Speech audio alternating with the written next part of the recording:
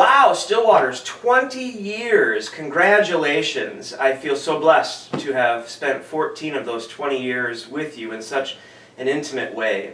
I have asked Pastor Lori and Andrew if I could shoot this video here in the old parsonage, where 14 years ago we moved our 3-year-old and 5-year-old into this home, and this fireplace was the central focus for a lot of our family gatherings, especially on Christmas morning, after the girls in their jammies would come sliding down the staircase, and we would come into our stockings here to a roaring fire. I want to thank you again for how faithful you have been to my family, especially to my daughters. My daughters came to Stillwater's church because of the pastor. I was the pastor, and they had no choice. They had to come with me, and you as a community of faith really helped Janet and I raise these young people. There was actually a time in their life where they looked at me with their big kind of Bambi eyes and said, "Oh, we are so lucky that our daddy is the pastor."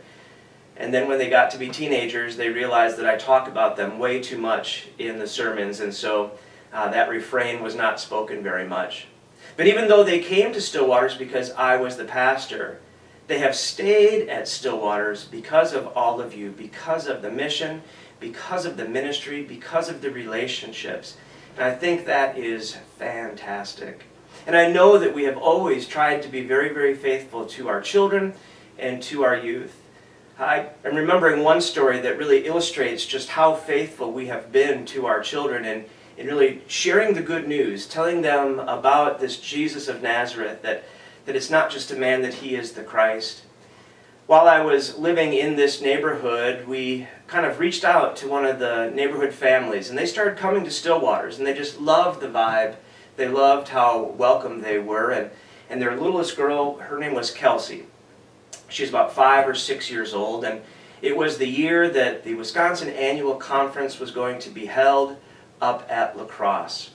And I was outside packing the car to go away, and Kelsey came running across the lawn, and she said, "Pastor Matt, where are you going?" And I said, "I'm going to La Crosse." And she got a real kind of frown on her face, and I could tell something was wrong, and I said, "What's wrong, Kelsey?"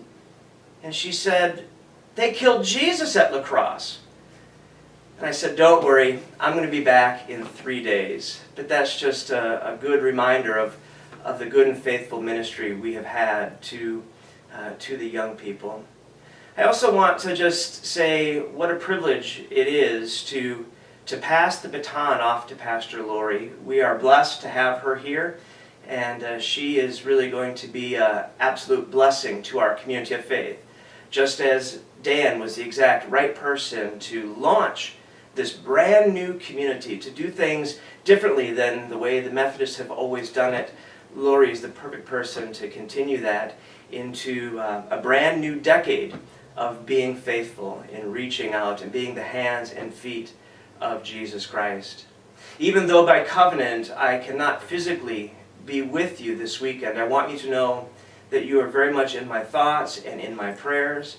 And even though I'm not allowed to click like or respond to any of the Facebook messages, I take great delight in seeing all the fantastic things that you as a community of faith are doing as you live lives beyond yourself, as you have an impact beyond the walls of this church, as the love of God continues to ripple out through your impact. So, time does fly fast. And so, for the 25th, I want to be with you, and I hope that you'll all still be an active part of this great community of faith. Thank you, and God bless.